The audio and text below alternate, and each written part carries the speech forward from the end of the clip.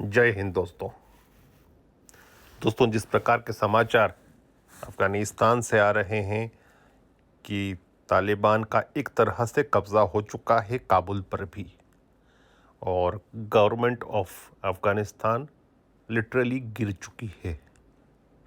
समाचार यह भी हैं, वॉशिंगटन पोस्ट ने भी लगाया है कि खुद घनी देश छोड़कर जा चुके हैं।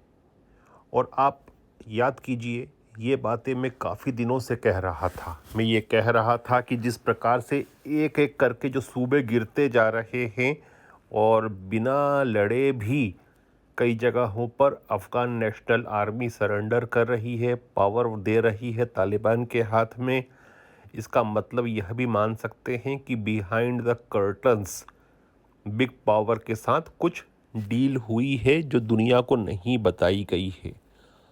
क्योंकि दोहा में जो डील हो रही थी कोई ट्रांसपेरेंट डील तो थी नहीं वो। और आप याद कीजिए कि डोनाल्ड ट्रंप के समय जो डील हुई थी उसमें अफ़गानिस्तान गवर्नमेंट भी नहीं थी, केवल अमेरिका और तालिबान थे, और उन्होंने आपस में डील कर ली थी। और जब डील की थी तो उसमें एक चीज़ और भी थी, उन्होंने ये नहीं कहा था कि जब पीस आ जाएगा एक पहली शर्त के अंदर, जिसको कहते हैं कि पीस कर दिया जाए या फिर सीज़ फायर कर दिया जाए, वो टर्म यूज़ नहीं हुई थी। उसमें ये हुआ था रिडक्शन इन वायलेंस। अब रिडक्शन इन वायलेंस का मतलब आप बहुत सारे निकाल सकते हैं। मैं तब से कह रहा हूँ कि बिहाइंड द कर्टन्स, पर्दों के पीछे, अंतर्राष्ट्रीय पर्दों के पीछे बातें कुछ और हो रही हैं। और मैंने कहा था कि कुछ ही हफ्तों में या दिनों में काबुल गिर जाएगी। बहुत से लोग उस बात को नहीं मान रहे थे, क्योंकि ज़्यादातर जो अंतर्राष्ट्रीय एनालिस्ट थे उनका ये मानना था कि काबुल नहीं गिरेगी।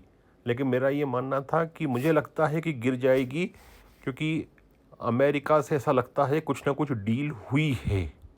और आज ये चीज़ दिख रही है कि कुछ डील हुई है, तभी सब कुछ गिरता जा रहा है। अफ़गान नेशनल आर्मी या तो उनके मॉरल्स बिल्कुल डाउन हैं, लेक ऑफ लीडरशिप है नहीं, रैम्पेंट करप्शन है, जो भी बहुत सारे कारण हो सकते हैं।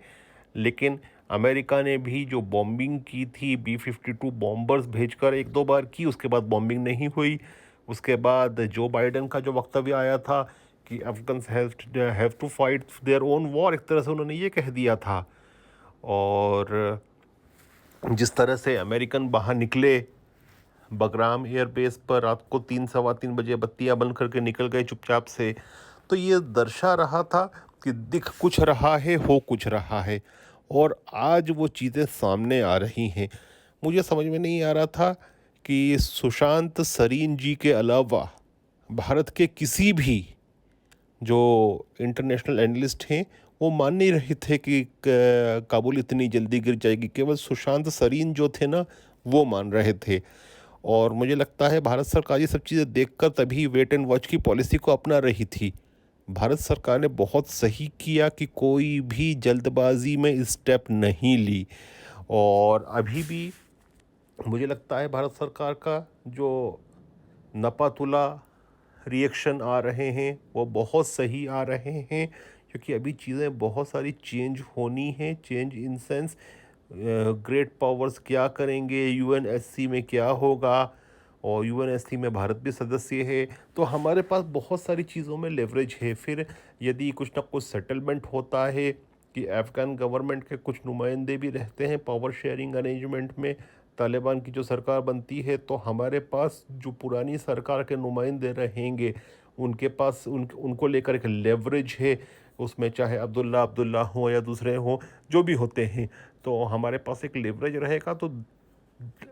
तो ठहरो और देखो कि जो नीति है वेट एंड वॉच की, अभी भारत के लिए सही है, उचित कदम है।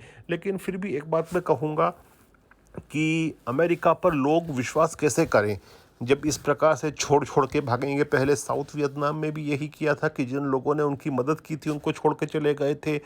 अभी अफ़गानिस्तान में भी यही हुआ है कि जिन लोगों ने उनकी मदद की थी उनको छोड़कर चले गए।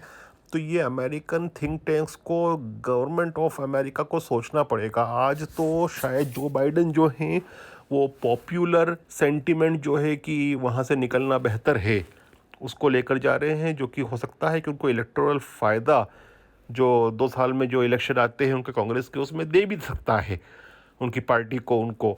लेकिन यदि एनाल्स ऑफ हिस्ट्री की बात करें तो इतिहास में ये लिखा जाएगा कि अमेरिका अपने सहयोगियों को छोड़कर किस प्रकार से भागा है, चाहे वह कुर्दों को छोड़ के भागा हो, चाहे साउथ वियतनामीज को छोड़ के भागा हो, या फिर अभी अफगानिस्तान में जो समर्थक थे, उनके जो सपोर्टर्स थे, उनको छोड़ के गया है। 2-2.5 हज़ार लोगों को वो अमेरिका ले जा रहे हैं वीज़ाज देकर, लेकिन लाखों लोगों ने समर्थन किया था, चाहे वो ट्रांसलेटर्स के रूप में, कॉन्ट्रैक्टर्स के साथ काम करने में, सरकार में काम करने में। तो ये सब चीज़ें सामने दिख रही हैं। अभी देखते हैं क्या होता है, जो भी हालात बनते हैं मैं अपना एनालिसिस आपको फिर दूंगा, हो सकता है कल दूँ या परसों दूँ, हालात को देखते हुए। लेकिन मेरा एनालिसिस ये सही गया कि काबुल बहुत जल्दी गिरेगा, क्योंकि कहीं पर्दे के पीछे कुछ डीलिंग तालिबान की और अमेरिका की, ऐसा लगता है, हो चुकी थी, और मैं उस चीज़ पर कायम था और आज वह दिख रहा है।